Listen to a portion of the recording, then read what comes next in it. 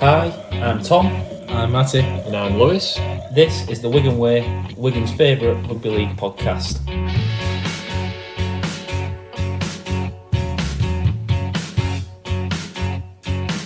He'll put you in his trap 'cause he's a union man. He's got it all figured out. He won't care what you think 'cause he's a northern man. He's allowed to speak his mind.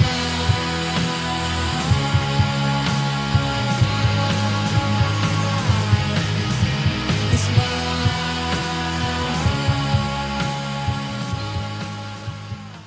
So Noah over in Australia has really caught a bit of media attention. He went to his first game. He's a West Tigers fan, and they got beat convincingly against Rilla by 50-odd points to 10. Got caught on the TV crying, 5 years old. He was a young fan. Caught crying on TV. What's actually come out now is that his dad every Sunday has had him watching the 2005 Grand Final on repeat. So he just thinks West Tigers have been quality his whole life. West Tigers have seen this and invited him to come down to the game. The problem is he's not going to recognise anyone because he's looking for Pat Richards. Well, he did get to meet Benji Marshall. Yeah, but he met Benji Marshall's older uncle, I think, he thinks. Yeah. He said come down to the Penrith game and he walked out with Happy Coruscant, and in his second ever live game they got beat 68-0. Oh, no. They were sad. Never mind. They'll come good again. One day. You can't be rubbish for 20 years. Cameron's done him dirty that first game, putting him on TV crying. That is proper, bad, yeah.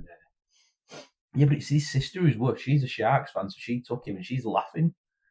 He's crying at being... They do have a lot in Australia where they've got split families. I mean, I guess we have that a bit here, but not as much. No, it's not the same over here, is it? Yeah. I just think that's quality. So his dad got him into Tigers. Yeah. His dad owes him an explanation.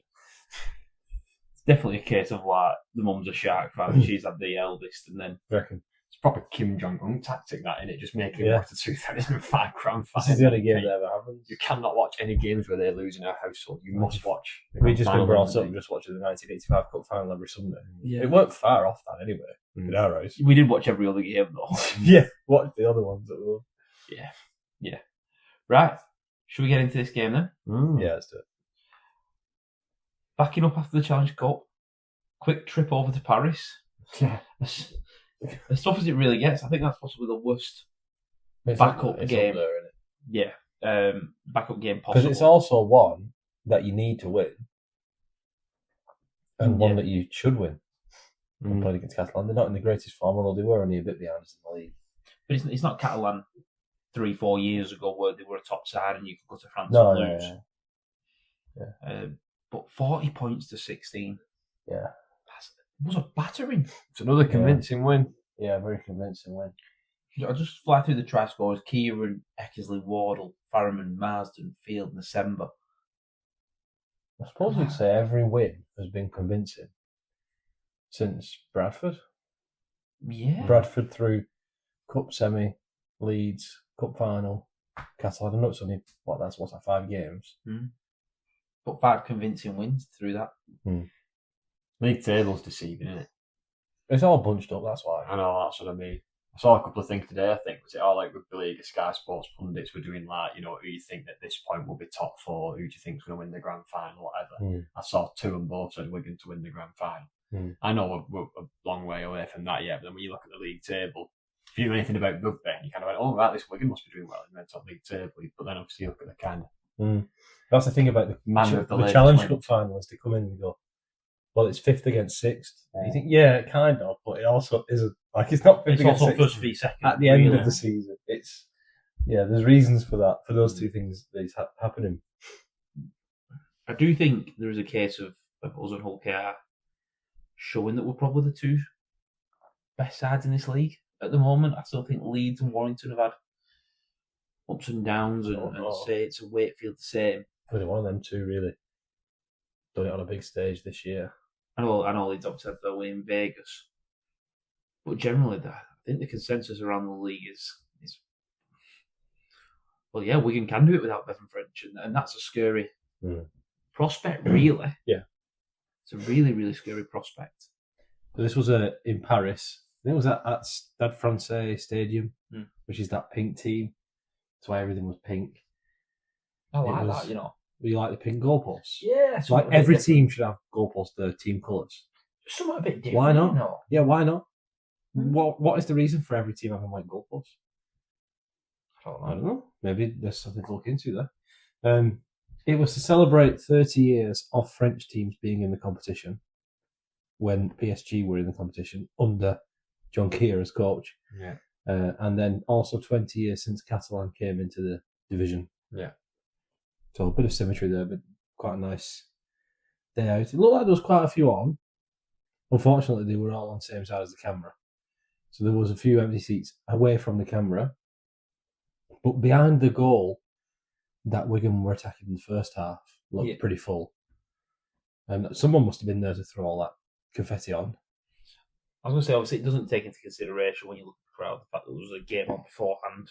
They will have had fans there. I should probably mention it was the French Rugby League final. It was the grand final for French Elite One. Right. Pierre Donkeys beat Carcassonne Canaries in extra time. Harrison Hansen was captain. Delphage plays for Pierre. It's a great drop goal, didn't it? And Carcassonne Canaries were led by Morgan Escary. Right. Okay. So there you go. Some flashes from the past. Some flashes from the past, indeed. It looked like a cracking game from what I've seen. They had a dubious try here to draw, and then they blocked a drop goal attempt from Carcassonne, run down the other end and drop one themselves to win 33-32. And then they paraded Harrison Hansen around the field with the trophy, which is a giant coin. That's not unusual. Fair enough. Wigan Warriors had done a lovely message for Harrison, congratulating him on his career. And then he said he wasn't retiring after all. We just... that was crazy, wasn't it? Harrison decided to play on again. I'm not leaving. You're not leaving? He wants to be the Tom Brady of rugby. I just Googled it now. He's 40 years old. 40 years old, yeah. That's some longevity, isn't it? And I remember Ian Lenigan being dead surprised he was playing on, and that was in 2022. Yeah. I just learned he's still playing. Yeah, he's still playing now, Ian. Oh, he actually played in the very first. He's as old as Ian Lenigan. He isn't even as old as Ian Lenigan. Yeah, I think we went to school together. It was just a year above. But he played in that first Catalan game in Super League. Harrison played for Wigan.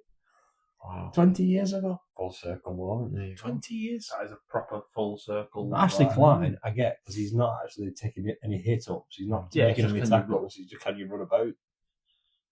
But Harrison Hansen, age 40, 22 years into his professional career. He wasn't particularly just a flair player who just got off by unskill, did he? He was the hard worker. Oh God, no! He's got to have some battered shoulders. That man. Do you remember that try he scored when he had that grey scrum cap on because he said elite? He just burned everyone. Yeah, I forgot about that. Yeah. Should we get into this game then? Yeah, go on. The one we're here to talk about. Obviously, we won 40 points to 16, 13 points to 6, 30 points to 6 at half time. Sorry, phenomenal. 15 minutes that we're going to talk about. Yeah. Obviously, Wigan did open the scoring through Jay Field. I want to give Marsden some credit. I know he's in there to play as Harry Smith and be Harry Smith's effective replacement, really. And I love the subtlety of his hands to hit December on that short ball. December does really well and pops it off the field. Yeah, I mean, this was another one we've said a few times recently, haven't we? This is the junior we've got to see. Yeah. And once again, he was outstanding. Yeah. That's the junior we've got to see. Keeps going, he's not playing. He's on the plane at the end of the year. Yeah, definitely. Yeah. I just wanted to give some credit to Marsden. I think it's really easy as a young calf to almost snatch your passes and try and launch them and throw them a little bit harder. The subtlety. Yeah. Another good pass from Marsden to December. Just watching the highlights now, and it goes from the right to the left. Marsden gets it, draws in Junior's man, gets me a little bit interested, hits Junior on the flat ball for a little bit of a half break down the side. It's a good. I do wish forwards would realise that the forwards, when they get into open space, and just run over the fullback. they always try and why change anything? You know, you've ran straight through someone, just do the same again. You get tackled, fair enough. But you're not going to round the full back. So yeah, obviously it's 6-0 really early. On top, a couple of big breaks like the one from December that we just talked about, and it's Junior who gets on the score sheet next. God, he was pleased with that one, wasn't he? Well, where have we seen that before? Yeah. Junior jumping up, claiming a high Junior kick, catching a ball and scoring. Just last week, yeah. He was pleased with that one though, wasn't he, Junior? Yeah. Oh yeah, he was glad he got that one. He was pleased with that. It's almost a carbon copy of the Farriman kick to December in the cup final. This was I can't remember, was it Marsden? It was Farriman again. Farriman again. So obviously something they're working on, something they're planning on. But you know what? In the next few weeks, I wouldn't be surprised to see a couple of pat-backs and walk-ins. You know, our teams are going to be expecting that. Yeah, or just kicks in behind. How many times we talked about this year, though, the fact we've got an attacking kick now. How many points we're scoring from attacking kicks? Yeah. Definitely a tool, a weapon in the arsenal. Of course. Now it's 12-0, and Catalans did well here. They got a bit of good ball, get next on the score sheet, and it sort of woke everyone back up a little bit that it was. Let's try this.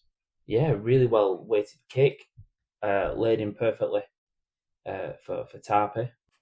And it's just really good play, you know. A well weighted kick, attacked really well. I think sometimes you have to hold your hands up and say, well executed from your opposition. Good try. Yeah. I like that sense, to be fair. I think obviously Catalans have had an inconsistent season, but when I've watched Catalans, he's always been a bit of a standout for him. Had a brilliant game when they beat Warrington earlier on in the season. Yeah, played well against Care as well. Yeah. So he has been a bit of a shining light in a silver cloud, if you will, and a bit of an inconsistent. I felt that was pretty good from Dad as well.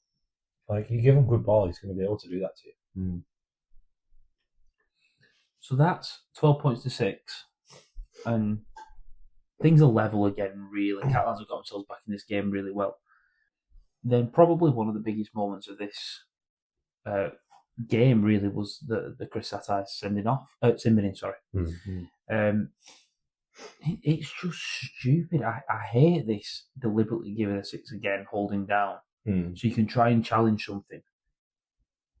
Because we now know it's just going to be a yellow card. It is a professional foul. It's deliberate cheating. Well, it's the only way to get out of the game, though, isn't it? You know, just to stop it. I know we saw Wellesby got done for one, didn't we, against us? Obviously, Satai's got done for one here. I think it's the only way to get it out. Like, it's risk versus reward, isn't it? You can go in and try and challenge something, but if you get it wrong, you go in sitting down for 10 minutes and you can cost your side the game if they can put a lot of points in that time. So, my problem with it is if you prove correct, you get nothing. Whereas I feel like you've still deliberately cheated the game and stopped the game on purpose so you can challenge, just so you can challenge. You see them overturning a decision, giving the penalty or the knock on or whatever it is. Not do it. And still submit him, no. It's still a professional foul. Yeah, that's what I mean. The only way you could do it is say you can challenge anything anytime. Like even if the ball's live. And then you get into the weeds with like players running through on for a try and then somebody challenges it. Did we have this issue in the NFL when it got introduced? I don't seem to remember anybody doing this in the NRL, deliberately trying to. And you'd think with the way they bend the rules, them men. You know what I would say? Not my solution to this is if the video ref, if the ref sees this a deliberate professional foul, they almost judge on the professional foul before doing the challenge. No, and you know not to do that. No, but you know what I'm saying? Right, you've deliberately done it anyway. We're not accepting your challenge and you're off. So you don't lose your challenge. You can't win it. If you professional foul, just don't let him challenge it. That's what I mean. I'd still sim him though. If they say it's a deliberate foul, I'm going to sim him. Right, your challenge isn't even worth looking at. And just let the refs sim him. If you deliberately do something, either way, in my opinion, it's a. So Wellesby started it against us. I don't remember. I can't remember it being done before. Well, Newman did it before. They did it against Leeds with dissent. Newman plays for Leeds with dissent. Sorry, did it for Leeds against Hull FC? Against Hull FC or Hull Care, I can't remember. And he thought he'd been hit high, so he gave the ref dissent So the ref blew up for dissent, and then he challenged it, and he had been hit high, so he had no punishment. Right. Which I didn't like that then. No, especially with it being dissent. That's even worse. It felt like Just can't ref whatever. Yeah. And then like challenge his decision. Yeah, that doesn't sit right, does it? And even with that though, I still just think this there, right? You've won your challenge. you still, But you still dissent give is a dissent. bigger- Yeah, you still give So it's still a dissent. penalty against you. You just risk losing your challenge for nothing. So I know we've joked about Desiree's 20, 30 seconds for Catalans. This many wasn't as times. bad as Desiree's. It was bad because his first touch was to drop the ball and his second touch was to get sin bin. But don't forget, Desiree, didn't he do something else as well? Didn't he not? Yeah, he knocked on. What was it? He knocked on, give a penalty away for slowing down the 20-metre restart, That was and it. then played Yeah. a deliberate offside and got sin bin Yeah, in that the was same it, yeah. motion. Yeah, so he had 2 penalties against him. But he's getting up though. Like, But this was more punished. in terms of calamity per minute, he's getting up there. This is definitely more punished though. Mm. And I think that's what makes this so bad. You know, if Catalans have got away with it, you probably go. You take the 2 and then you get 3 tries.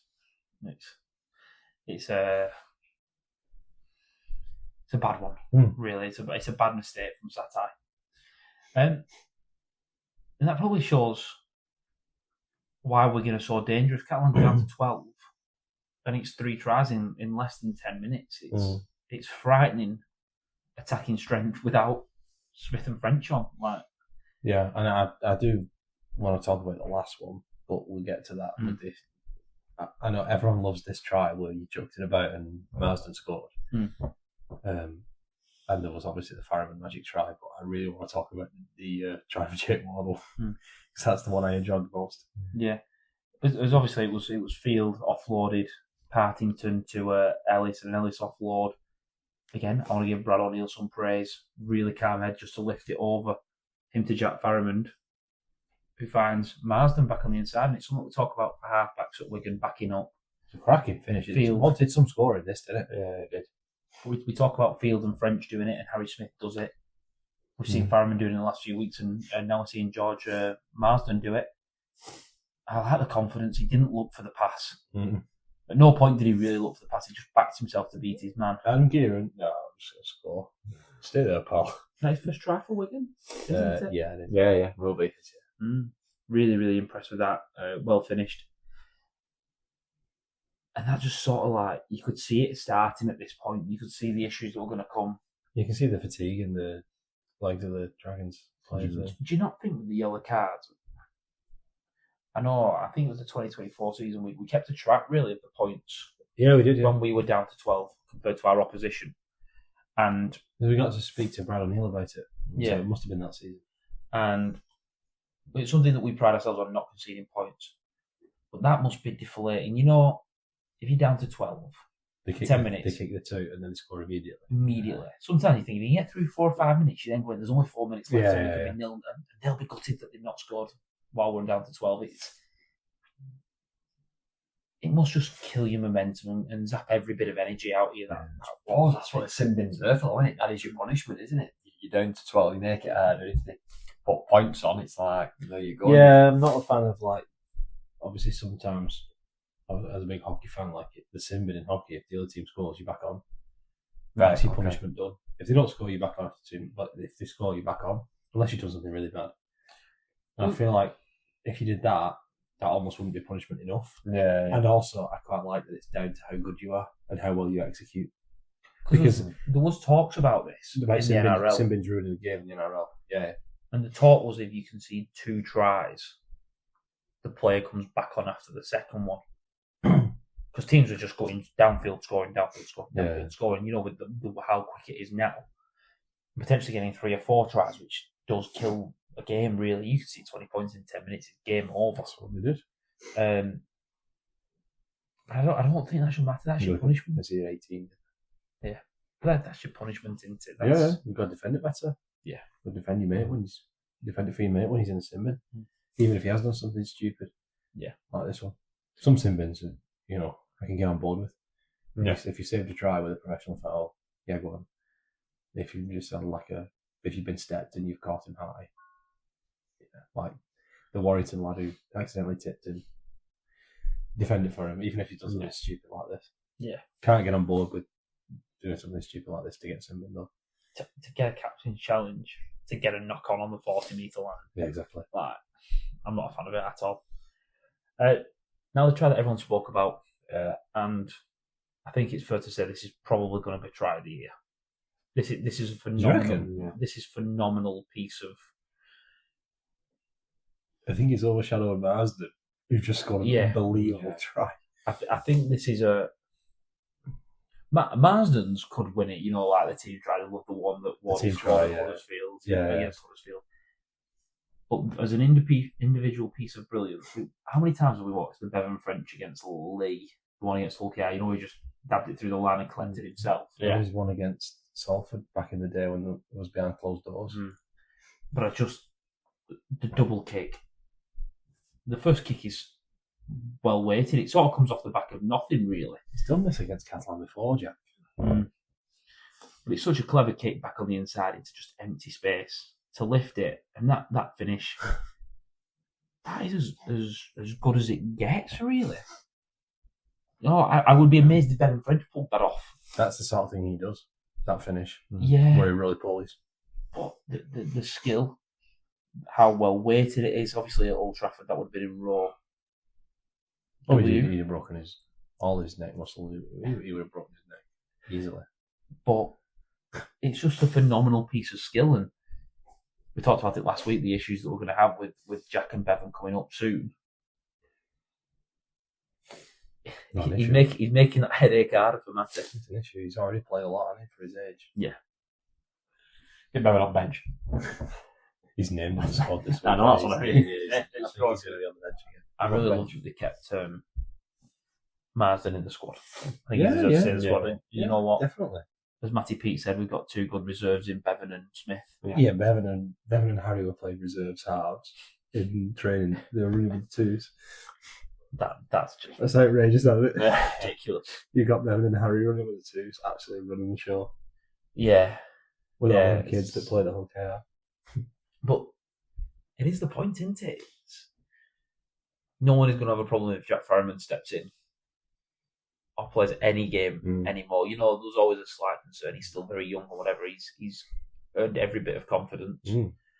Marsden is on the start of that journey. But you know what? If he has to fill in for a game, I'm not bothered now. I back him. Yeah. Now, the try you wanted to talk about, Matty, go on, take it away. Oh, yeah, well, I wanted to talk about this because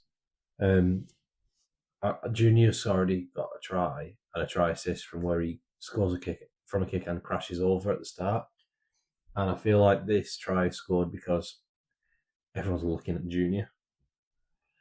And it's them clever hands again. I think it's Marsden who finds field. And I feel like Junior has attracted the defence there. And you've kept them honest by going show and go, and he's got through. And so, yeah, brilliant from field, brilliant from everyone there. But it's the threat of Junior. And that's what we talk about, really. I know I'm one for getting frustrated when you hear the shouts of get it out wide, and you do hear groans when people hit the second rower and hit the second rower and keep hitting the second rower. But it's not about hitting him now. It's about reading the defender later on. Does he cheat and move to field? In which case, December's ready and flies through. I do think, though, this, unless you've watched a lot of rugby, a lot of sport, like the idea of trying to score in 2 minutes' time is unusual. It's alien to people, and like we've watched so much of it that we kind of take it for granted that you're going to try and set something up that's going to pay off in maybe 25 minutes later, maybe even more. But there was 4 or 5 occasions where this happened and they hit December short. They kept coming back to him short. They give him early ball, close to the line, and kept dropping off inside. And then the one time you don't do it, you through.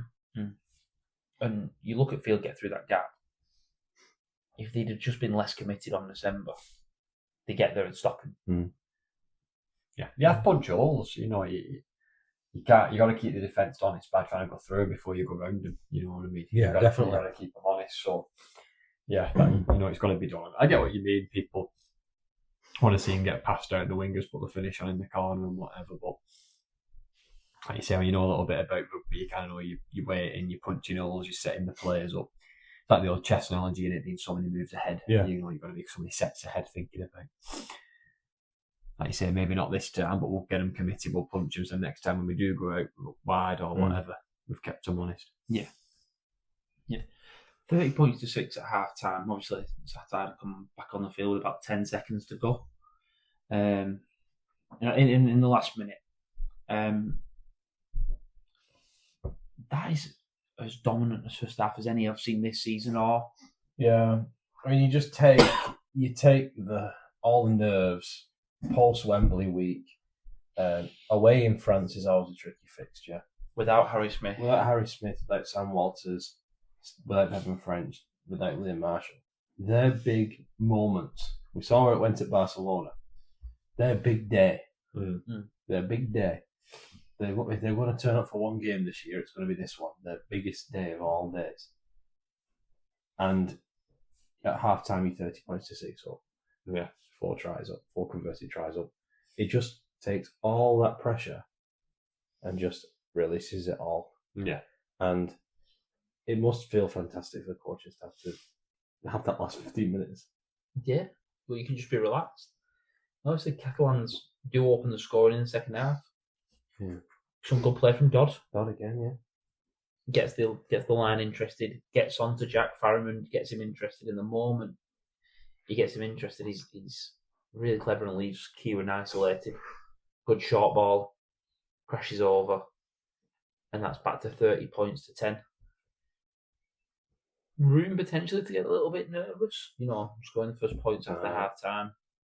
It's still 20, scores, isn't it? It's still 20 points. Yeah, but I just think this is where it's all about being a little bit clever, about being a little bit determined to get points on the board again, not just resting on your laurels. There was a couple of really good moments. Brad O'Neill kicking behind, which ended up with a goal line dropout. We just got back into the rhythm of things and really tried to put the pressure on. I know we didn't get the same amount of points, but I was impressed with how we started that first 10 minutes.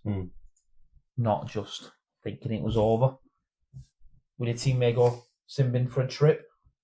Yeah, it was a trip. It was definitely a trip. It was definitely lazy. It was Stick the leg out. Yeah, it was a trip. You can't do that. No. You just can't do that, can you? No. Unless you're Mikey Lewis, obviously. Well, Mikey Lewis can do it. He won't get a ban. Can't get a ban. Lewis was less of a trip and more of just a leg up. You just need him. But talking about that, being down to 10, we didn't concede a point in that 10 minutes. No. 5 minutes later, we have a really broken line, really. And we do really well to throw him into touch. That's what we pride ourselves on. Defensive efforts like that. No one's bothered if he scores, though. You know what I mean? Like, I know one just keep person turning would up. be bothered. Not two. Messrs. Pete and O'Loughlin would be bothered if they scored there. Yeah, that's very, very true. Zach Eckersley gets his name on the score sheet. Good finish, this. Really good finish. That's just what we're coming to expect of Zach Eckersley, really. Yeah. I can't say much more than that. He Good beats boy. his man. Good finish, yeah. Yeah, takes it to 34 points to 10. Obviously, Kieran misses that conversion, but it's sort of just that's back to 5 scores to win. Chris Attai does score next. Yeah. Does he? I'm not quite certain. It is on the score sheet, Yeah, the scoreboard. This is a try. Yeah. It's a good job this was Not a close game. not a close game, yeah. Yeah. And that takes it to 34 points to 16. We saw Taylor Kerr back in the side on the bench. I think we'll see him over the next few weeks on the bench, filling in a few different roles. Yeah. Potentially, to allow a bit of rotation of different players. But this try for Kieran, that's just too easy. I know you're one, Lewis, for saying you got to praise good attack and whatever. It's one pass from Taylor Kerr and a couple of people moving. And Kieran walks in. It was a nice step. Yeah, that one is given up. There's three of them there. They've given up there. That one I don't mind blaming defence for that one. Just one pass running straight up through the middle of you isn't really where you want to be. John Kirby disappointed with that one. Job done?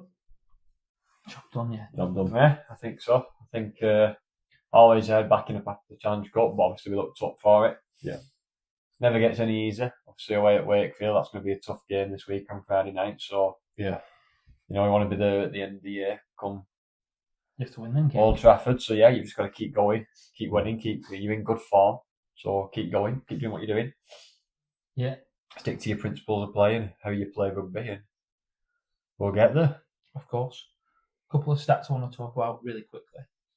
3 of the back 5, Field, Eckersley and Wardle, all ran for 100 metres or more. Field's running 125, Zach 106 and Wardle 100. He's starting to look fitter every week again, Jake Wardle. In the forward, the pack got through. Ethan Havard 90 metres, Junior 153, Liam Farrell 77 and 27 tackles again. Cade Ellis 100 metres, Ollie Partington 30 tackles and 100 metres. It's just phenomenal efforts all around from the pack. Yeah. It's why we get on the front foot. Yeah, it was on the front foot against a relatively big side in Catalans. And then you give your halfbacks the chance to do something and you full back. It's that physicality we saw last week, just rolling downfield, making meters, punching holes, getting your nose through, landing on your front, quick play the balls, flat, punching holes again. And it's just definitely, it's when we look at it best, and it's when we saw it right at the start of the season when we put a good number on Lee. It was just that physicality, just the tackles slowing their play down, them not being able to handle us, and just thinking, just they're bullying in the middle of the park. The bodies, they're just too big, they're too strong, they're too athletic. Score every time. And it's just bang, bang, bang. And the big teams they're struggling to go with it. And I understand that they saw, like we've said before, obviously Walters wasn't playing this game, and obviously it's December, then it's Walters or whatever, but you've got Eckersley 6 foot odd, like you said, thoroughbred. Back of that, you've got Wardle or Kieran. Then you've got Tomo, Mago, like it's just non-stop December, and you're just thinking, God, these bodies, and they're not just big, but they're quick, they're fast, the acceleration, you're thinking, to try and stop them set after set after set. It must just be so tiring physically to try and stop that coming at you, that onslaught. And then you go down to 12, and you've got to do it with one man fewer. And Wigan can roll on a luxury. Mago, yeah. Can roll on a luxury of Sam Esse, who are just big impact, short 10 minutes. Yeah, and I said that Wigan squad keeps getting better. The more you look at it, the more it'll improve. Yeah. Getting people back, getting options back. It's frightening, really. Yeah. Right, should we take a quick break there? Mm-hmm. Yeah, I think so. Back and we'll go around the grounds.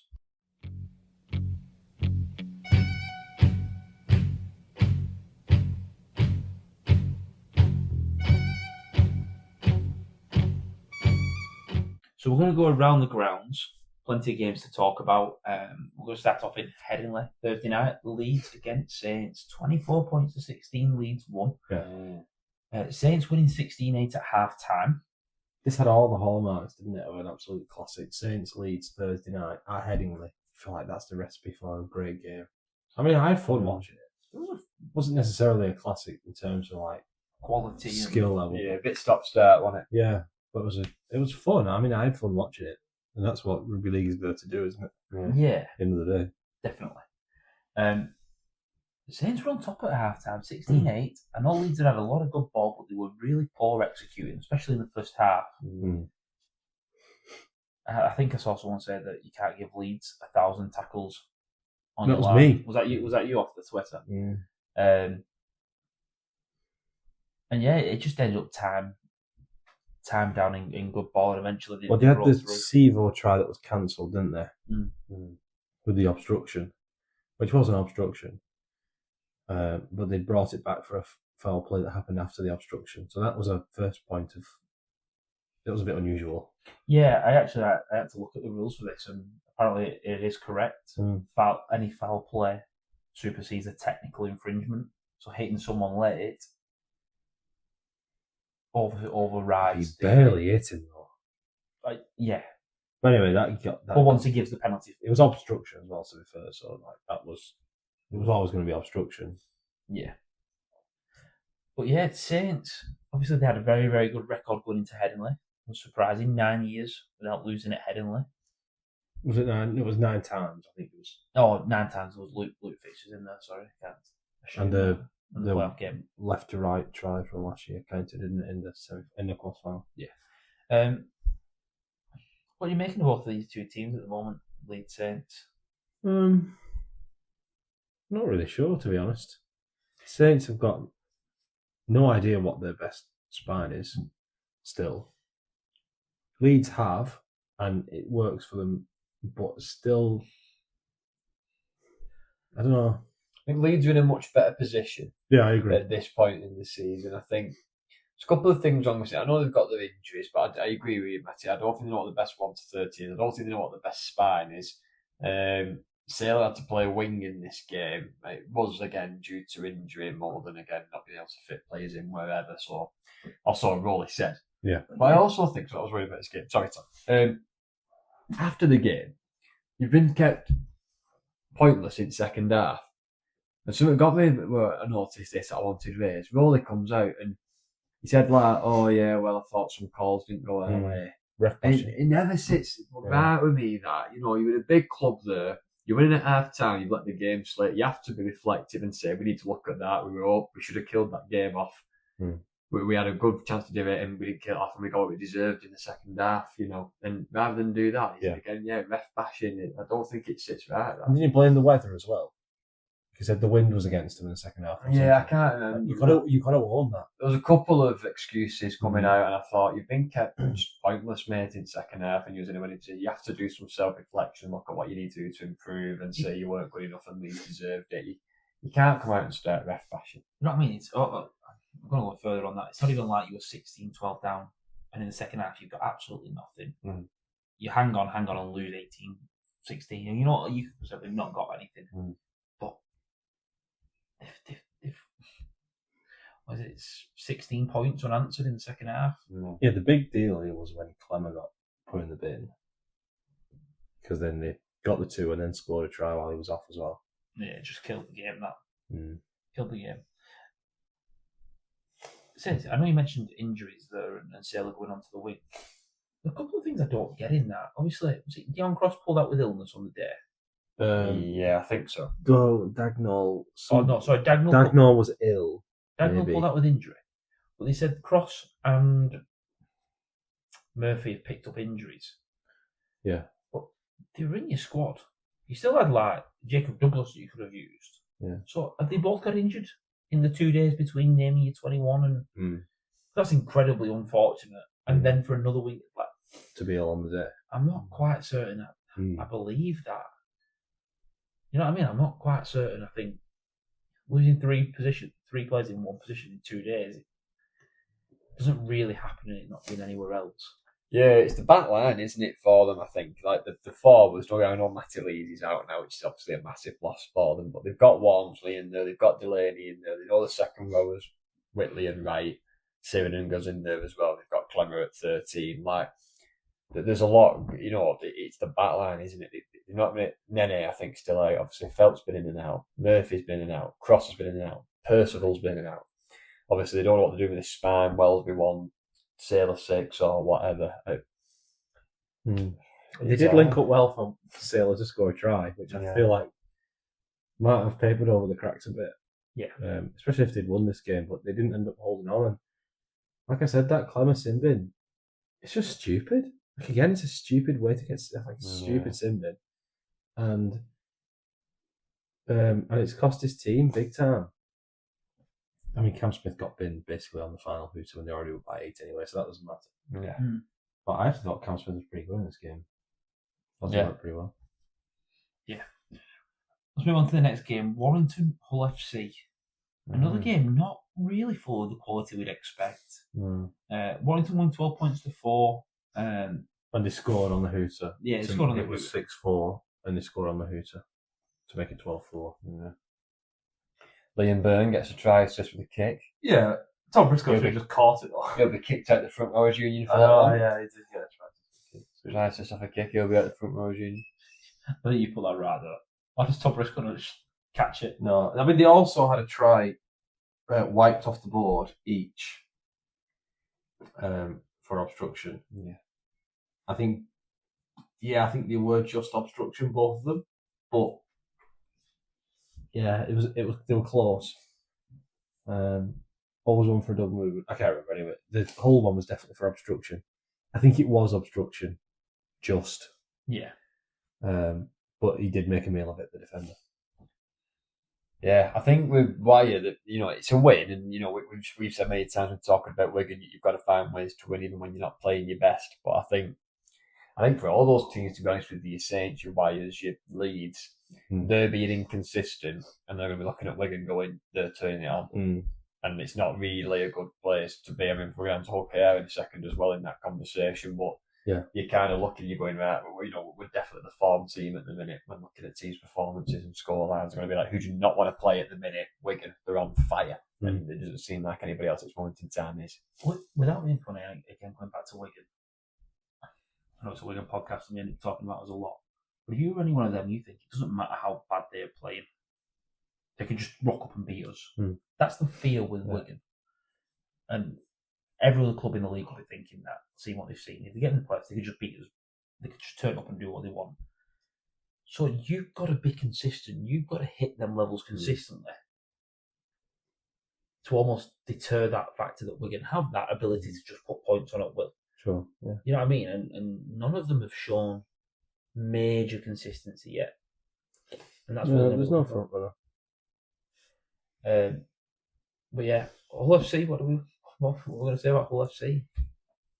I mean, it's not as bad as it was in the weeks gone by. A little bit of improvement, but again, I think we go back to that kind of that young kid in the halves. Yeah, and it's always going to be tough, isn't it? When you got young kid in the halves. It is, and I think we go back to that again with obviously this whole McNamara thing. I don't know if they've got goals this year. They're just again waiting for next year to come. But it's a shame when you think that could be the case, and actually we're not even that far into this season.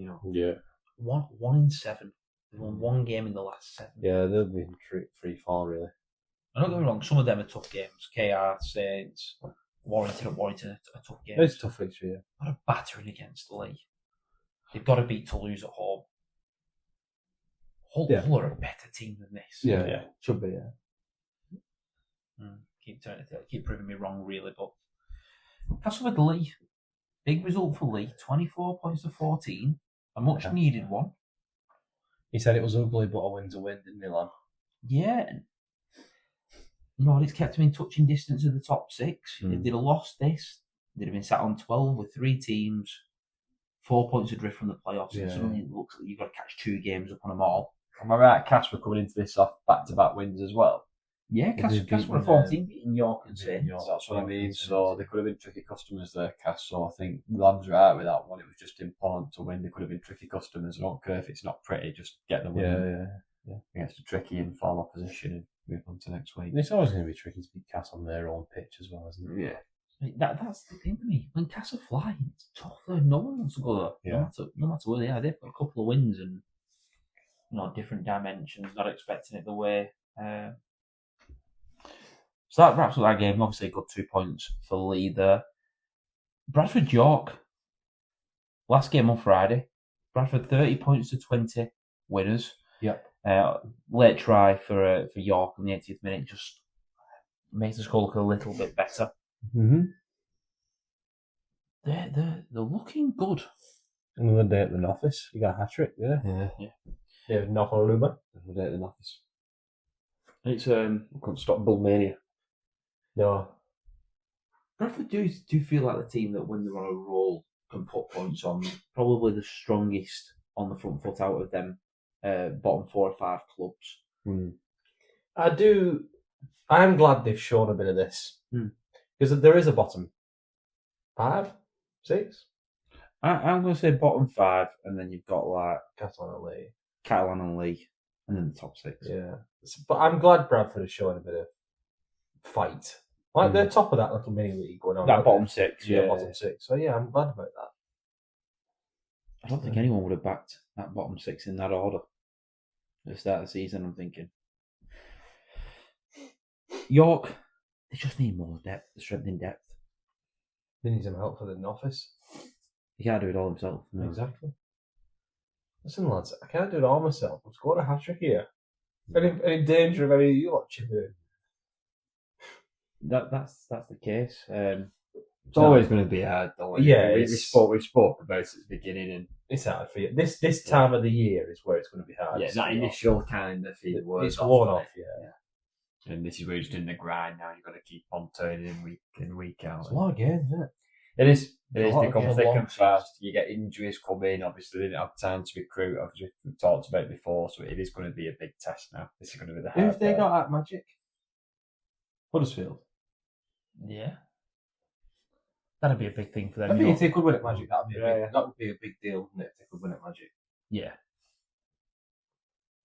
That'd actually be a really good. I'm just trying to think now. That would be a really good, It'd be a big Part of moment, the that, wouldn't season. it? If Magic, Yeah. The middle game. The first game on Saturday against Huddersfield. all right, opening it up. Opening up, they could get a turnover there, If they win against Huddersfield at Magic, it's a big event on the first match as well. The first ever Magic. Yeah, that would be really big for them. Bradford doing what they do well. Just got to keep it open and try and pick up as many wins, Yeah. Get as close to that top six as possible. Yeah, if you're Bradford, you just want to end up being in that middle portion with like Catalan and whoever else misses it. It's Catalan League. You want to be in with them rather than. I think what they actually want to be, they go the teams at the bottom and you list off whoever's near the bottom. If Yeah. you're just not included, You're just not in that. Like we never say Catalan or League. Yeah. And yeah, so I think Even if it ended up being League Catalans and Bradford or whatever. yeah. Wherever that gap is, you want it below. Yeah. Right. Now, a team who will definitely be in that bottom section, Huddersfield. Yes. Are we all locking them in I can for, love Huddersfield. for not making single figures? Well, they make single figures. No, I meant single figures of finishing position. Oh, there's absolutely no chance they get ninth. Honestly, there is no way on earth they get ninth. I thought you meant like getting 10 points in the season. There's no way they get ninth. No chance. Toulouse went there. Went to Huddersfield. Obviously, it wasn't played at Huddersfield. It was played at Fleur Stadium, Fleur Stadium. And Toulouse won 36 points to 16. We've talked about Toulouse being a poor starting team. Yeah. They were winning 24-10 at half time. That was only with George Flanagan scoring with 3 minutes left. They were 24-4 up for a team that traditionally starts poorly and wins second halves. The second half, they won 12 points to 6. What do you actually say about Huddersfield? Like, you could get Craig Bellamy, Wayne Bennett. You could get whoever you wanted. Are they really going to add that many points to this? How many wins? Getting the best, whoever is the best coach at the Ivan Cleary, the best coach in the world at the moment. If you put them in charge of Huddersfield for the season, they might have 2 more wins. Might be on 4. That is how bad they are. And yet they turned into Melbourne Storm when they played us. Yeah. Does that make it even worse? Yeah, that you can see this is what they can do. They can actually do it. If they turn up, they can actually beat teams. Well, he said, didn't he? You gotta stop acting like victims. He said that, their new boss. Yeah. I've seen something where Ralph Runners come out and said they will still be in Super League He said that? next season after IMG ratings. Yeah, so the other day he's quite confident that they will still be in.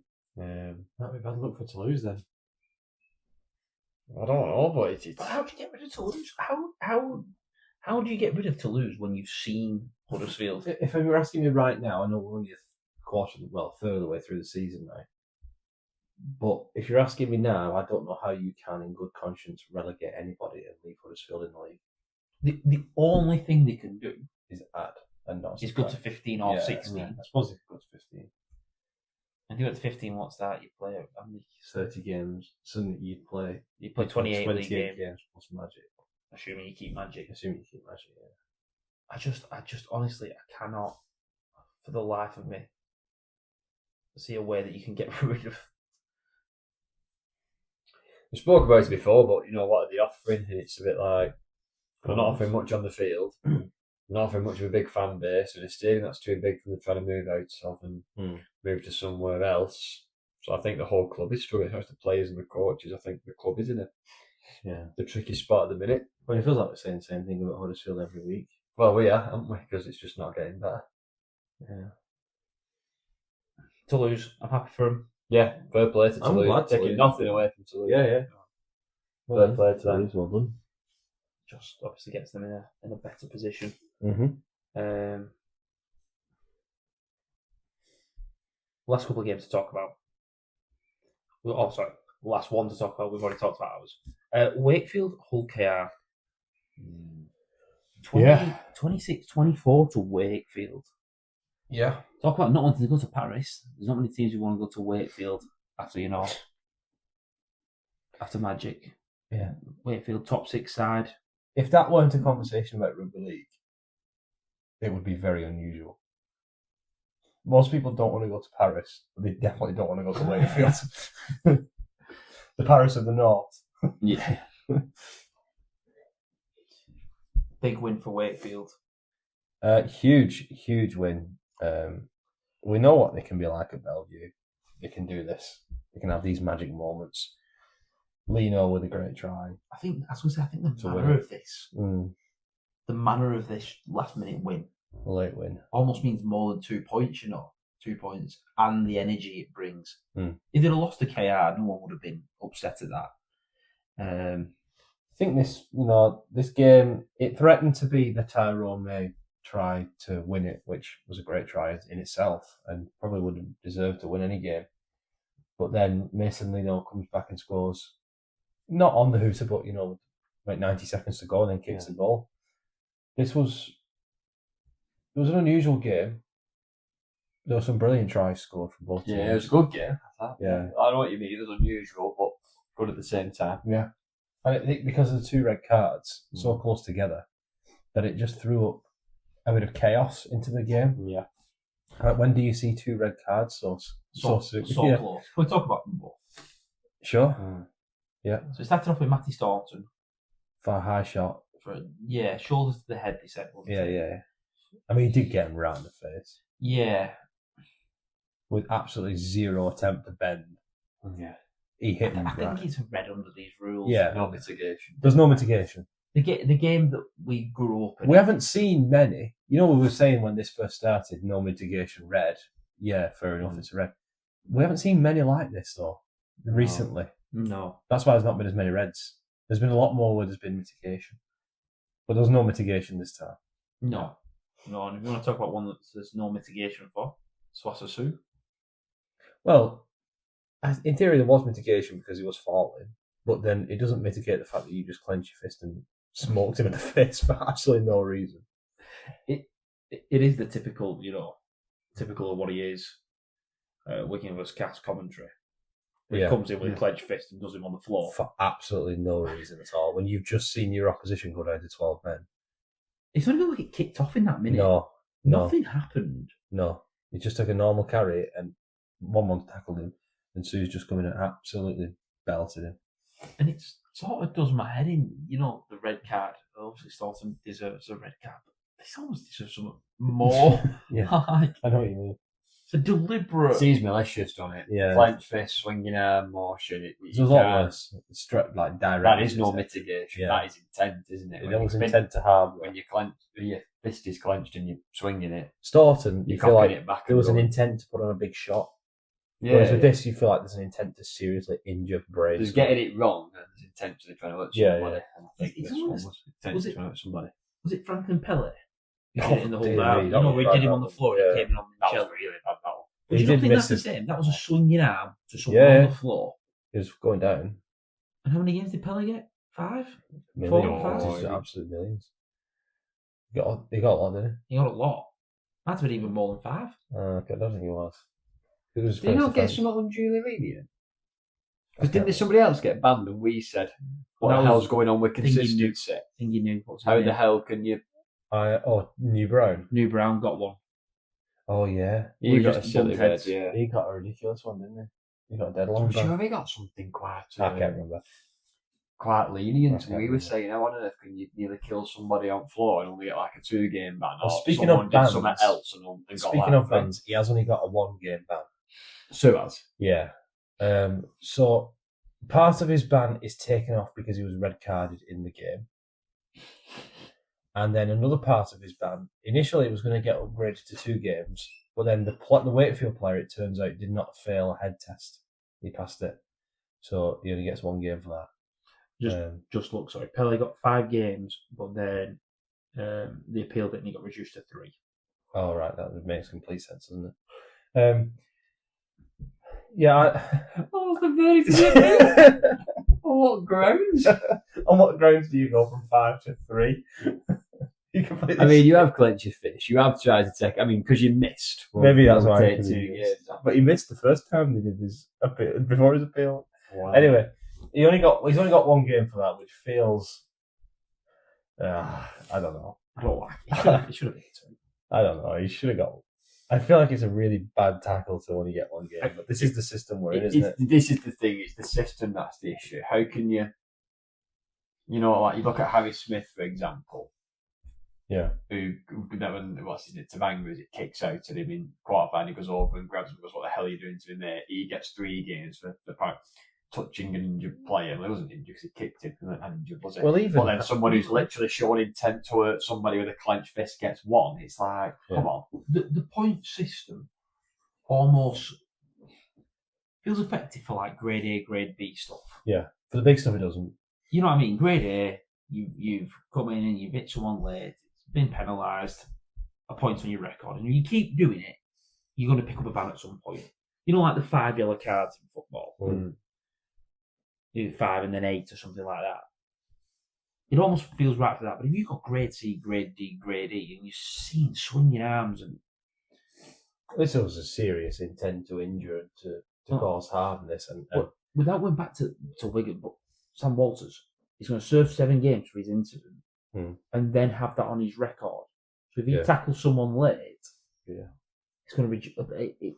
I mean, if he does this exact tackle, he'll get 4 or 5 games, won't he? Yeah, I almost think I would be happy if they just said we're going to keep the points for grade A and grade B stuff, and we're going to deal with big incidences. Anything above a C. I don't know the solution, but it's not this. I also don't think there was anything wrong with the original one. There's a couple of debating things of, why is that 2 and that was 3? Yeah, but that's going to happen anyway. But generally, you were relatively happy. Any system, that's going to happen. Yeah. But yeah, big win for Wakefield.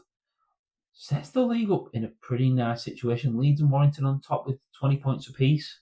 Warrington do have a game in hand. Wakey Saints, Hull KR and Wigan on first 2. Wakey and Saints on 18. Wigan and Hull KR both on 16. KR do have a game in hand. And then we see Lee on 14, Catalan on 12, and Bradford and Cass on 10 apiece. I'm not going to talk about the rest because they're out of it. Yeah, maybe Cass and Bradford are out of it as well, but they're not. But you know what I mean? The teams can beat each other here. Normally, you see 3 or 4 teams. You know, you get 10 to 15 games in who've only lost 1 or 2. Now, I've seen everyone can beat everyone, and Hull FC, who was sat in 11th, put up a great showing against Warrington at Warrington. Yeah, Saints had leads on the ropes and then blew it themselves. It's getting competitive. Yeah. And that's all we really want, really. But yeah. It's not a competitive round of fixtures. I mean, that fella from PNG, Chiefs, who said the Super League round he was at was a huge disappointment because it was all blowout scores. Oh, can I look at the NRL? And Cass had beaten Saints in that. Yeah.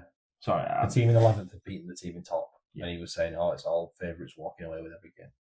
Yeah, but no, it's not. These are close games. I'm just looking at last week's fixtures. Obviously, it's a bit of a broken fixture round with Origin. But I've got a 26-0, a 68-0, a 28-14 for 34-12. So plenty of blowouts over there. 40 points to 14. Plenty of blowouts over there as well. Yeah. But that's because of good rugby. That's not because of anything else. Lack of player pool. Yeah. Right. I think that wraps everything up. Yeah. good round of Super League. We'll take a quick break and then we'll come back with the news.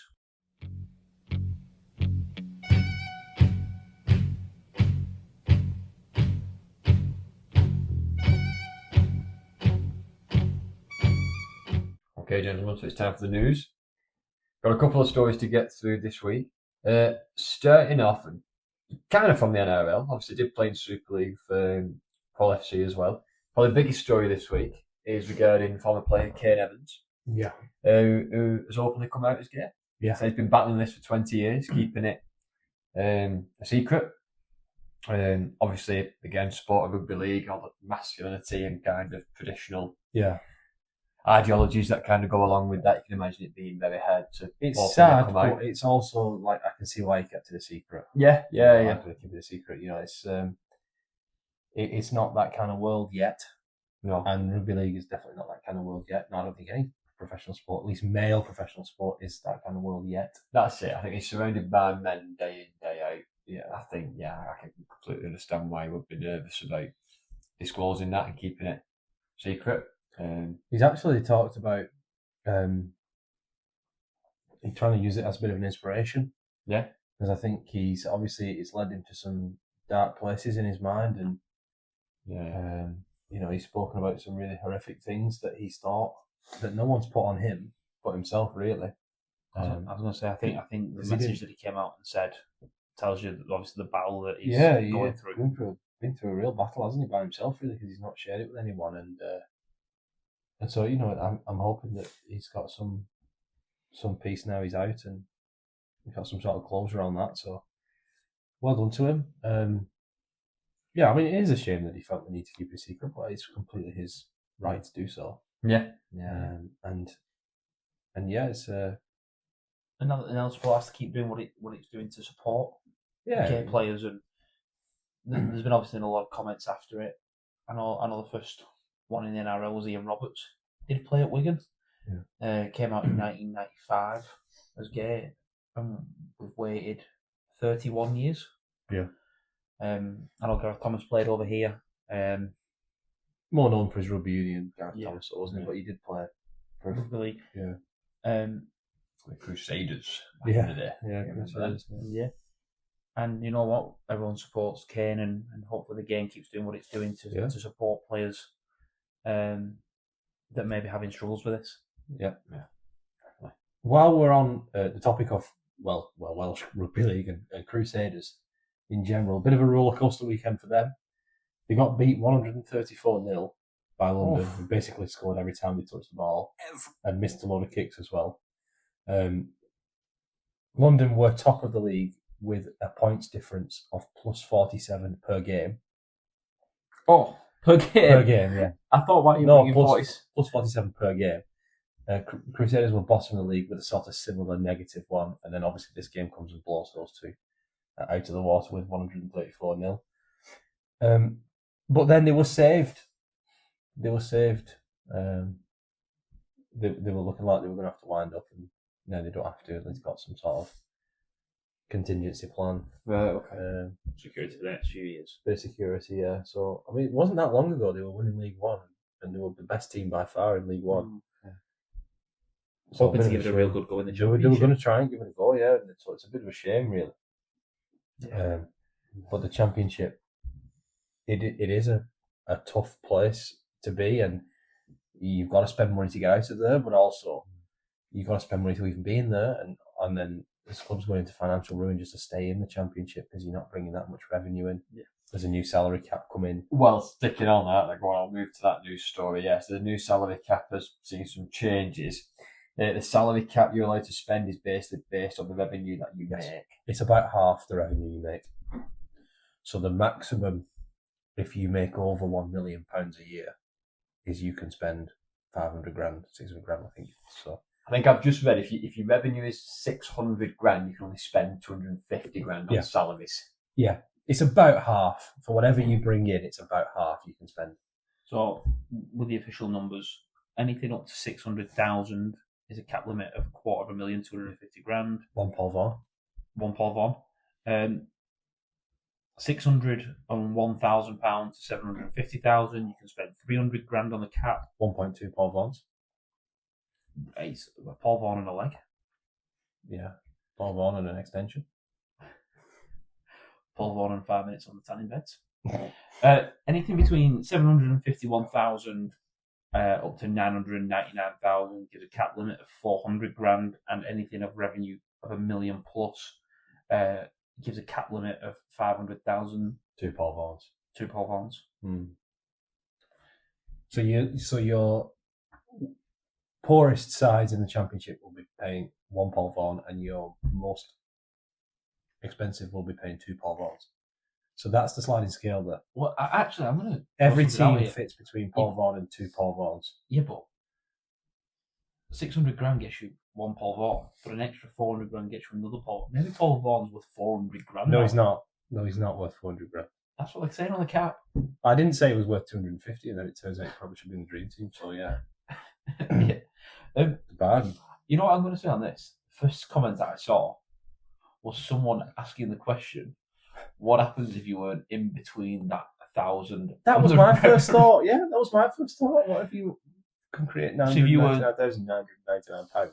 So if you earn £600,500, you're in between the cap revenue. Yeah. So this is the sort of thing that we teach all the time. Is you can't make any sort of questionnaire or survey that has gaps between the boxes, because then people won't know how to fill it in.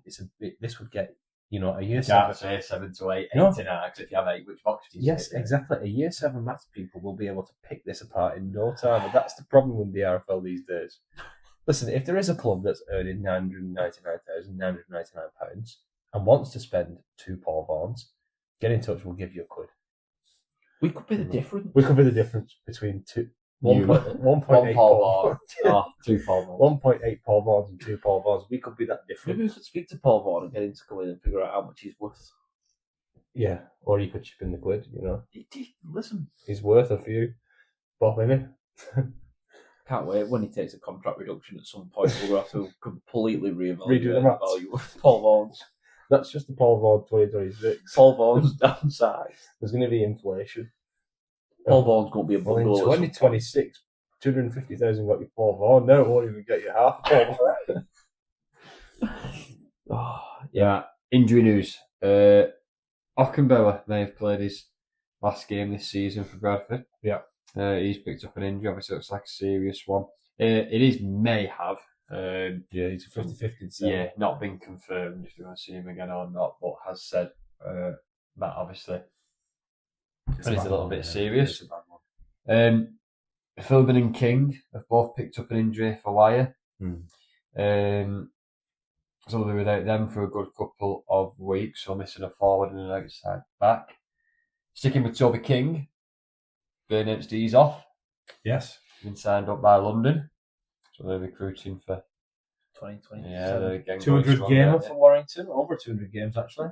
And Bet. it was his 31 games for Wigan that gave him the most success in his career. It's well established Super League centre, isn't it? Oh yeah, Toby King's been a That must tell you something, which was sort of the reason that we mentioned it earlier when we were discussing Toulouse and the rumours of Toulouse going down, and Huddersfield have said that they're going to stay up. We think London are coming up because Toby King's going. Toby King won't be signing them to go to the Championship, surely. Regan Campbell-Gillard did, and his moustache. Regan Campbell-Gillard probably thought they were in Super League last year. Yeah, probably did, yeah. Yeah, probably did. Couple of kind of signings news. First one, another big one actually, to be fair, that most people have blown a bit about by now. Brad Arthur is extended. This was something again that was discussed Thursday night when they played Saints. A couple of the pundits, John Wilker, have been talking about the fact it's not really good for a club like Leeds with its stature to not really have a long-term vision, not really know again kind of if the coach is staying or not. It's hard when you're recruiting players, getting rid of players. It's hard for the players not to know what's happening, next season. They needed that little bit of consistency, so he's announced that he is extended, which I think is good for Leeds. I think it's good for Leeds as well. Do you know what? I think this made me think straight away as soon as I saw it. 2 more years after this one, 27, 28, and you're looking at the Leeds squad in terms of age, all the way through. We know Brody Cross moving on. Yeah. But that's a side that wants to win now. Depends who they get to replace Croft. If they get that decision right, then there'll be a team to be reckoned with. If they get it wrong, they'll drop down the league to the mid-table. You know what I mean? That just It's a big role. it just seems. We talk about players in that side. Ash Hanley's not getting any younger. Jake Connor's not getting any younger. Lockie Miller's not the youngest. Obviously, the two wingers. It's a side that's ready to win. Now, obviously, they're going to move a couple on who are going to Perth. So they're looking at being a success now, not in 5 years. Yeah. They're not doing a Steve McNamara. No, that's a good point. Former Leeds player, Morgan Gannon. Rumours that his time in the NRL has been cut a little bit short and he will be heading back to Super League. What a weird one that is. Well, it is. Brad Arthur's actually come out and said they will be monitoring it. Yeah. So, interesting. Obviously, it was going well at Leeds, wasn't it, before he got his move over to the Warriors over there. Did he go over there and get injured straight away? He did, yeah. He was in that same category as like Matty Nicholson and people on it. Harry like, Rushton. Yeah, went over, they picked up an injury. And hurts you, doesn't it? Me trying to get your feet on the ground all of it. I do think the difference there is Nicholson had shown some of it. He got a couple of games in and they'd seen enough of him to think. He got a couple of tries and it was going well, wasn't it, before he got into his position? Yeah. As he was doing good. Bradford got one of our props. So they've signed Sam Essay to add a little bit of power to their pack. Obviously confirmed for next year. Don't think it's necessarily a bad sign for another Super League. No, it's a young guy, young forward, for him to kind of build and work with. So there's room to grow there for Sam Essay, and then cap casualty for Wigan. I think if everybody's fit, he doesn't really play. Yeah. And so it's handy depth, but are we going to trust the next cam off the rank? Absolutely. Yeah. I just want to throw into that, and I don't want to go on the salary cap talk again. Pete's come out again and said that this is a victim of it. We were in discussion with Sam. We wanted to keep him, can't afford to keep him, and whatever. But really interesting, there was meant to be a meeting today about salary cap issues and to discuss raising it. Not the Championship one? No. There was meant to be a Super League one, and it was cancelled this morning. Was the chippy closed? Yeah. The buffet hadn't been delivered. Yeah. It'll be a stupid reason. Whatever the reason is, I know it'll be stupid. That Super League. It'll be stupid. Definitely. And the next one is a little bit of a weird one because it's kind of contract signing related. The whole Gary saga, which is very strange at the minute. Yeah, the Gary situation. So correct me if I'm wrong. You're under the impression they have signed him. Yeah.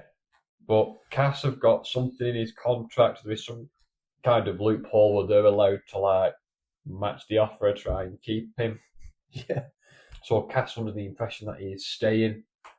And no one, I don't think, actually knows what's going on with Gary. No, there was a rumour I saw reported that Castleford could pay a fee to York to keep their own player, which is just bizarre. It does seem very strange. Actually, that's not right, but that's what people have said. And well, if you're Gary, you've got Cass, where you've been playing for a while.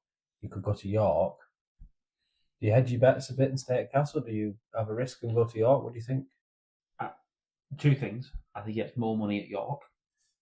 No, but if it's a right to match, if Castle have got the right to match the York offer, then it'll be the same money, won't it? Yeah. If it's a right to match. But York could up it, I guess. York have probably got more cap space than Cass. Yeah.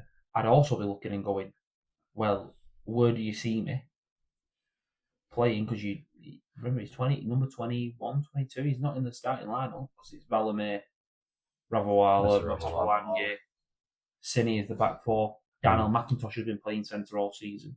They signed Thingy from St George. What's his name? Matt Fangai, whatever his name is. So outside back. Family guy. But the talk was that Valamé was going to play centre for Gary. Well, you're not going to bring a centre in and then not play Valamé. He's one of your overseas players. You've got 7 of them in your outside backs. Yeah. So suddenly I'm just looking and going, I'm Gary. I'm 22 and I'm probably thinking I can get a starting shirt somewhere. Yeah, maybe. It's a good winger. You should be. York have got Ben Jones Bishop is older than Harrison Hansen. It feels like another day at the office. Well, the office has been open a long time as well. You don't get any younger. There's plenty of clubs that wouldn't mind signing Gary. That's I'm true. not saying he maybe gets to a top 4 squad, but There's any other club I think would not be after him. Catalan would have him. Could do a job at any of the newly promoted sides, Yeah, couldn't he? Could definitely. do a job. The only one who's not in the top 6 that probably doesn't have him would be Hull FC. And that's because they got Litton They've and already got Barron and But Catalan probably have him. Lee? Would Lee have him? Probably, yeah.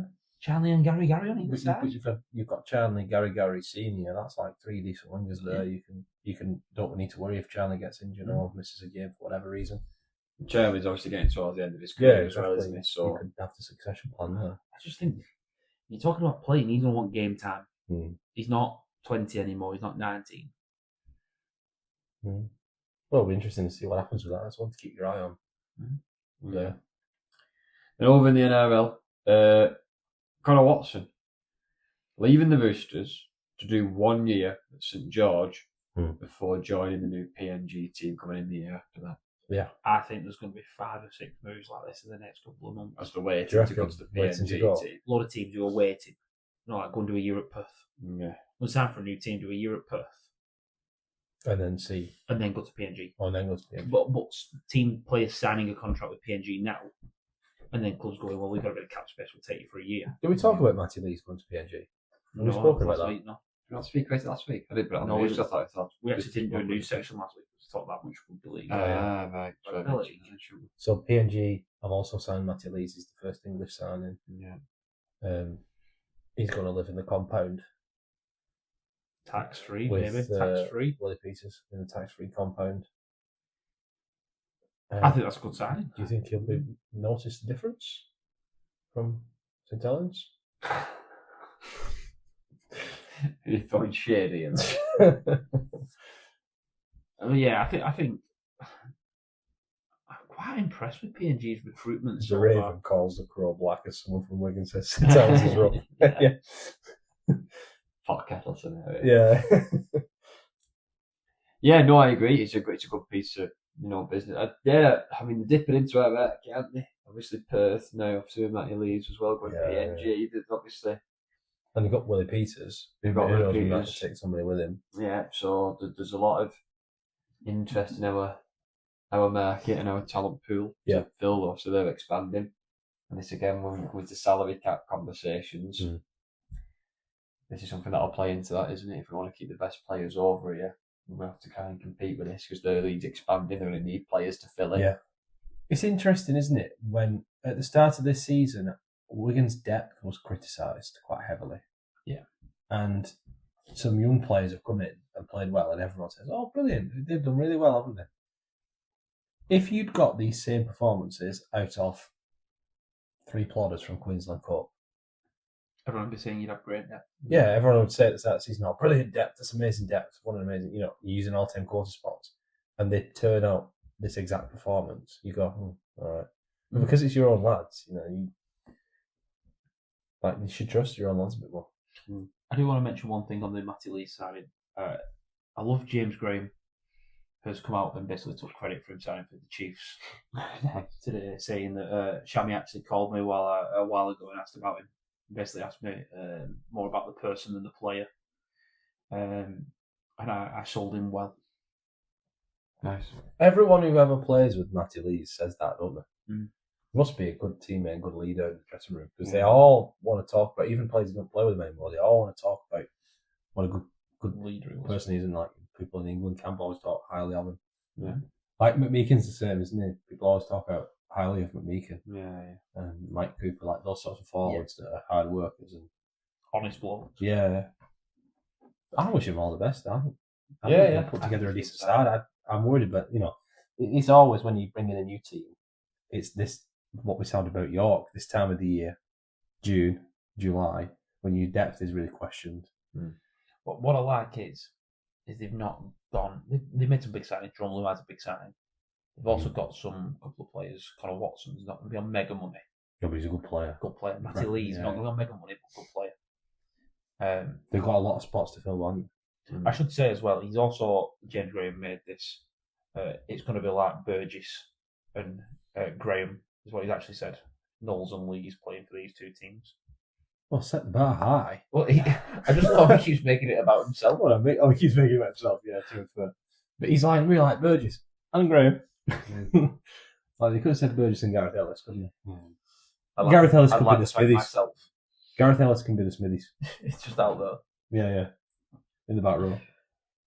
The last couple of news stories to finish us off. So, Sinfield, it's another 7 in 7. Planning to visit every Super League stadium and finish it off at Old Trafford. Yeah. Said it's going to be the last. Yeah, I think it's going to be This is his last one, yeah. Yeah, he's doing this the final one. Well, Chris Wellham did this on his bike, didn't he? He visited every Super League stadium in England and then delivered the match ball to Wembley. Right, okay, yeah. On his bike. And he said there's some tricky times over the Yorkshire moors and stuff like that. Yeah. It's got to be so hard running that. He said it's a minimum of 27 miles a day. But it's not necessarily the miles, because obviously he's done that before. He's done loads of miles running before. He's done big challenges like that before, but it's going to be like the Pennines. If he's running to every stadium, or is he just... No, he's running to every stadium. So he's running from Huddersfield to, well... I guess would be he would start at Hull Hunting and come across. And then, yeah, Leeds, Pontefract. It's a good thing London aren't in Super League, isn't it? Yeah, I suppose. But the Pennines are going to be tricky if he's running over them. Yeah. Yeah, tricky terrain. Good luck to him. Yeah, fair play to him. What a machine. Phenomenal. What a fella. What a bloke he is. And What a fella. what a mate as well. The final piece of news, 1895 Cup semi-finals this weekend. Yeah. London a minute. Midlands. Midlands. You told me the two. Widnes versus Rochdale Widnes Rochdale. is the other semi-final. John Wigan, dual reg, our reserve team of Harry Smith and Devon French. To send them to which team? We've had an association with the Midlands before. Midlands, yeah, we have an association with Midlands. Yeah. Imagine that. Because dual reg isn't. I mean, In theory, it would have been possible a few years ago, wouldn't it? Yeah. You can do it 1 week low. Yeah.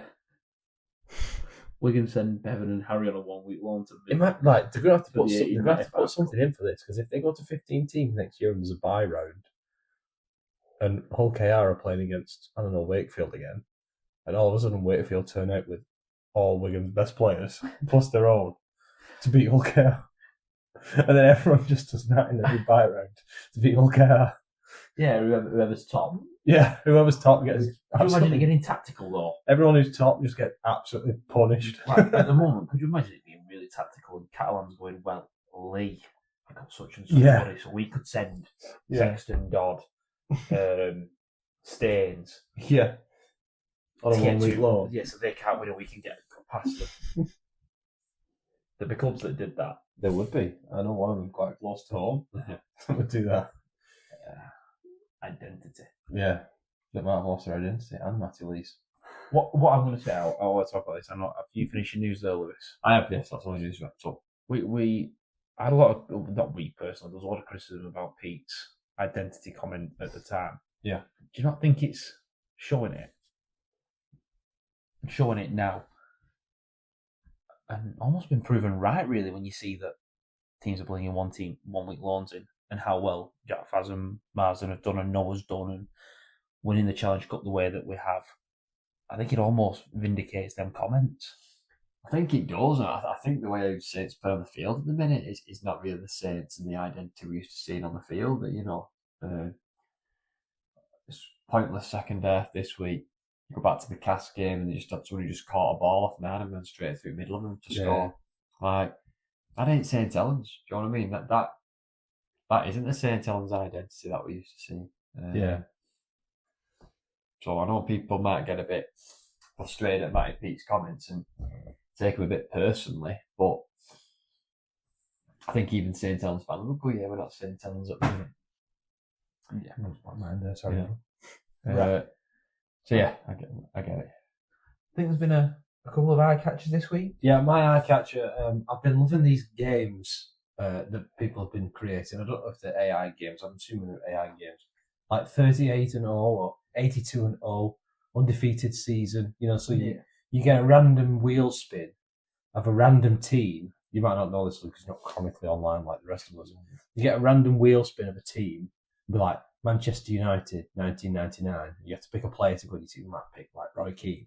He's going in your team. Then you get another spin and you go Liverpool 2005. And you might put Gerrard in. Okay. And then at the end, you've got an 11. And AI tells you where that team will finish in this Premier League season. Right, okay. And there's an NFL version. There's a basketball version. Anyway, there's a rugby league version. Okay. And if you want to play this at home, it's called Chasing the Treble. Right. Or Treble Chasers or something like that. I thought, we could have a go at it now. All right. So we can have a quick go here. So first round here, you've got to pick a player that played for St Helens in 2000. So you can see the players there you can choose from. One that I know who we're going St here. Helens in 2000. Who do you think you can pick there? I'm going Sean Long. I think Sean Long is, yeah. Sean Long, you're lucky Sean Long, you're not Get him in at right, half so back. you've got your half-back sorted. The next game, Sheffield Eagles 1999, that's going to be a Oh, tricky one. wow. Maybe Mark Aston will be involved here, but you've already got a 7. This is Are interesting. they like ratings on the right hand side? Yeah, so you can do Keith Senior. you could can be do a shout. Well, let's take Super Keith League Senior. centre. Put Keith Senior in, yeah. Put Keith Senior, one of these centres. He's locked Young in. man there. But, Oh, no. Huddersfield 2025, that's an horrendous. Oh, the treble's over. You're not gonna treble's get the over. treble, is it? Oh, You're gonna pick, there must be some good players for Huddersfield in this team. There's not. No, it's Huddersfield 2025. It's not exactly a treble inside. Swifty could do a job. I think it takes a good job. I think someone like a Tom Burgess. Just forward, we'll make yards, we'll make tackles. How is Joe Greenwood rated higher than Tom Burgess? Pick Joe Greenwood. Is that Joe Greenwood? Do you want to go? He used to play for Wigan. Sure. Put Joe Greenwood in. Yeah, we're having him at prop. Problem is, he's just got concussion because you picked him. Catalans 2022. There'll be some good players. Okay, here. yeah, there should There'll be some good players. players. There'll be good players in this. What Mitch on- Pearce. It's got to be Mitch. Oh no, you've already got half. I mean, Got to pick Jack Sam. or Sam. You've I've got got to to pick be Sam. Sam Tompkins. We're having him at 1 or 6. At 1. One. Sam at 1. He played for Catalan at 1 in that season. Yeah, Sam's locked in at 1 there. Salford 2014. Oh, This could be interesting. oh. GSL was a good centre. Rangi Chase. Yeah, but then we took all the centres Morley, out. prop forward. We could tick off the prop forward I with think Morley. you could put Morley in. Yeah, Morley. Harrison Second Hansen, row. or Gareth Hawke second row. They're just copying Go on, Lewis, you're the forward. Who are you having there? I think Moz, Super League. Yeah. Like, renowned Put forward. Moz in it. He's in at prop. We've Moss. used all our props up now, you know. That's Who's right. the other one who picked? Joe Greenwood. Joe Greenwood playing at prop. This is a bad head. Must be a Wigan one player coming up soon. Oh. No, cancelled for 2025. Oh, that's okay. It's not. Yeah, it It's is. really not. Your best players there, George Law. Yeah, Mr. Ravelara. No, this is last year. Last year. Oh, last year, crap. Oh, yeah. Yeah, oh, that's bad. You're picking Alex Mellor maybe, George Lawler at 13. Alex Miller at second row. Me. Alex Miller at Well, second row. Alex Mellor. This We're in team- trouble this here. team is We're not- in trouble it's here. not like the trouble I need this some year. strike. I need some strike power somewhere else. Oh, London no. 2003. Yeah. Oh, Dennis Moran. Dennis Moran. Tony Martin. Tony Martin. Chris Thornton. Didn't he I became think a Tony coach, Martin. didn't he? I saw don't that. know where these players I are. don't Yeah, know got Tony Tony Martin. Martin. Dennis Moran played for Wigan. Chris Thornton became a Thornton. coach, didn't he? Tony Martin's locked in. I thought, Wigan Warriors 2022. We've got Bevan French immediately. what? Bevan French. Oh, you Yeah, can't. You Bevan can't at have 6. Jay, can you? So put Bevan at 6. Liam Farrell, Oh, yeah, 96 you rated. Liam Farrell is 96 rated. 96 rated Liam Farrell. I think we're going to get more better halves than we're going to get second rowers. I don't know, but second ones can just do a job like that. Spine, Sean Long, Bevan French, Sam Tompkins. They could win the treble by themselves. Yeah, I would Okay. definitely go with Bevan. I'm going to take. French. I'm going to take you as well. Go on, Bevan. Bevan, definitely. There's some pressure on You this. still need a Martin. 9. Warrington 2008. Oh, yeah. Oh. There you go, Benny Westwood, Super second Benny row. Westwood. I look like second a row. right idiot now, don't I? No, I think Benny Westwood second row. I mean, you could have gone John Clark there at 13, but I think Ben Westwood probably. Looking again. Oh, 2020. You could have had Ben Maybe we can have after all. Farrell in second row. Can't now. We've used him. You've Oh, used that's all your Mellor. second rows. That's How is Sam Powell 93 You put rated? Sam I love Powell- Sam Powell. Sam but- Powell is your 9, maybe. You need Sam Powell at You need a 13. So what we You left can here? We need two wingers. You can have Joe We've got a Burgess. hooker. We need a hooker and a loose forward. We We want have Sam Tommy Powell. at hooker. Yeah, Oh, Sam Tommy Powell. can play 9 or Sam Powell. Both Sam Powell's a high rate Sam from this Powell. game, isn't it? So he got In more 2000. chance. Yeah, 2020. Sam Powell, yeah, Tommy was towards the end of his career there. No. Wakefield 2019. Oh, you could have had the big bopper. Are you going to have to get Ben Jones-Bishop on the wing or Reese? Riesling. Riesling was an half-decent centre, wasn't he? Yeah, but we don't have a centre left. We've got our centre You sorted. can play Riesling on the wing. It says you can play him on the wing. So everyone on the wing. Riesling or Ben Jones-Bishop? Ben Jones-Bishop's a better winger. Yeah, Ben Jones is better winger. He's in. So you've got 2 players left to pick here. Wigan again, 2009. Ooh. Oh, Trent Barrett could have been a shout there. Oh, Pat Richards. Pat on Pat wing. on wing. All Lockers. All Lockers at 13. Oh, Lockers on. Richards is rated high. What we're more likely to get a good player in the next one. I think we're more likely to get a winger than a loose forward. Yeah, I think go Lockers at 13. You know, we're going to get like Sculthorpe here or Sunfield or something. No, go for it. You're going for Lockers. For Lockers. I think Lockers at 13. Okay, going for Lockers. This is going to be who your wingers from. Hull FC, 2001. 2001. Oh, no. Oh, Matt Crowther. Matt Crowder. He's 85 on here. So. Oh, Rayner. Gareth Rayner. Illegal Prince Ring. Gareth Rayner, 3 controversy. I mean, we can't really have Gareth Rayner because he knocked out Sam Tompkins and he's Yeah, our full you back. can't have So the same you team. can't have the same Right, team. so you're going to talk about your eye catcher. Before you do, your team is Sam Tompkins, Matt Crowther and Ben Jones-Bishop on the wings, Martin and Keith Senior in the centres.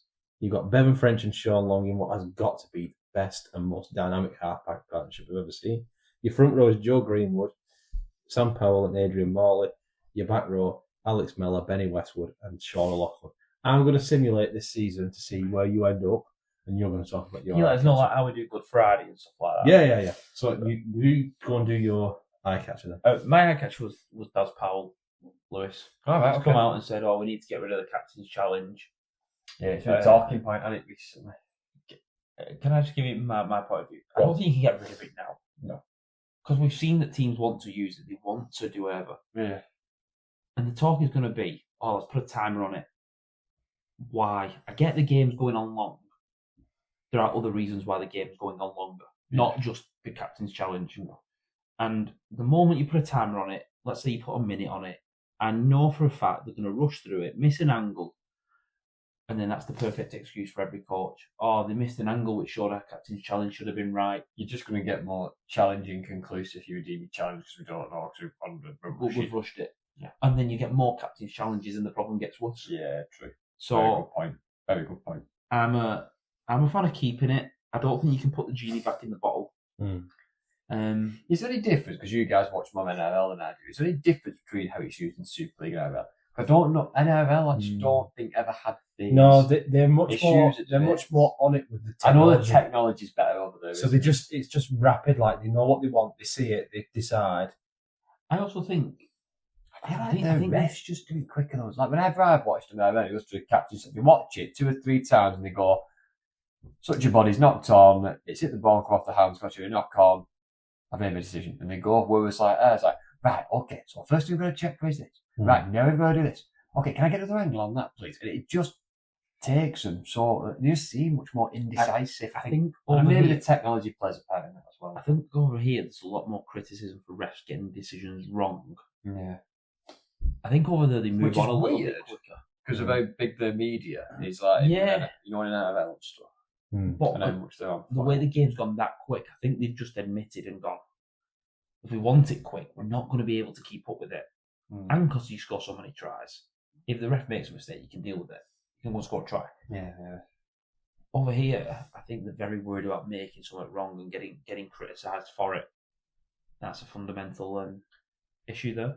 I think it's probably been going on longer than we've realised, but it's just since Burgess made that comment of what time is it and when did we kick off, now everyone's just timing games and seeing when they when they end.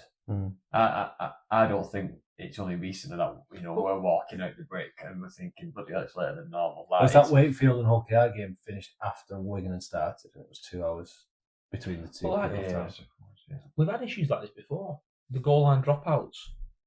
Everyone's now, when I get is, they watch the screen now and wait for the 35 seconds. Well, before that, they were taking a minute and a half for a dropout.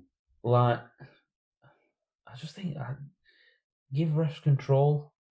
Like I said, if you're simming people for deliberately giving them away, they'll stop doing it. You get less challenges. I think over in the NRL, they don't challenge the same. I think they challenge for clear-cut things. They don't risk losing it because the fatigue's not the same. They're a little bit fitter over there, and the games they've all adapted to that. They don't take the break the same way. I think we try and use ours tactically. I think, like you're saying there as well, a bit of an issue with that is when they watch the screen, watch it 3 times, then decide to chat. So you're waiting 20 seconds whilst the 3 replays on all the captains are watching the screen. Then they say we'll challenge it. Then you're waiting more time for them to look at it, and then it get filtered down, decision to be made. Like, there definitely should be. You have to challenge before the replay. You've got 10 seconds to challenge. Yeah, I think that would be a thing to solve it because it stops them looking at the screen for 30 seconds a minute before then deciding to challenge. I think that's a rule, though. I think it's 15 seconds. They're just letting anybody challenge anything. We've watched things on the screen twice and then challenged them before. Yeah. Right, you got your results are in from your treble chasing. How many teams are in this league? 14. 14. It's the current 14 Super League teams. I reckon. Can I make a prediction? But you're the extra 15 I reckon we made the playoffs. You did make the playoffs. In the 5 and 6 spot. I think we had a No, way. you were predicted to finish 4th before the season and you finished 3rd. Oh, right. You had 21 wins and 8 losses. So 42 points, which many yours would have given you the top spot. But it was Leeds were flying high and Wigan were flying high. Anyway, in the Challenge Cup, you were knocked out in the last 16, 12-10 at home to Wigan. I don't know who won that league in the end. In the playoffs, you were eliminated at home to Leeds, who finished 6th. Who then went on to win the whole thing. Who did you say was the top 2, sorry? Wigan were top, and I don't know who was second, it doesn't say. Oh. The main stat here is you didn't win the treble, but you did well. That would be a good season for most teams. Bevan French scored 45 tries. Sam Donkey's only chipped in with 3. That's probably where it went wrong. But yeah, Bevan French, 45 tries out of 147. So there you go. If you want to play that game, you can do. It's called Treble Chasing, and it's inspired by the 38-0 game. Matt Crowthall's a good pick. 21 tries on the wing. But yes, some of the players you didn't know much about did well for you there. 19 tries. Yeah. So it's a fun game anyway, and you can do lots of different game modes. Like there's a game mode where everyone gets the same wheel spins every day, and you have to pick best team. There's a round where you can't see any of the ratings. Oh, so you have to think about what the ratings were in that year. What the ratings will be in that year. There's a round that chooses players of all-time peak. So you would have had the best ever Sam Tompkins, the best ever Keith Senior, the best ever Lockers. Oh, we'd have won all of it. Oh, yeah. No, but then the teams you're going against are also the best ever versions of themselves. I don't care. That team in its prime, Joe Greenwood. Yeah, but you're going against the best ever Wigan team, the best ever Leeds team, the best ever St Helens team. We've got Joe Greenwood. What do you think Joe Greenwood's best ever rating was?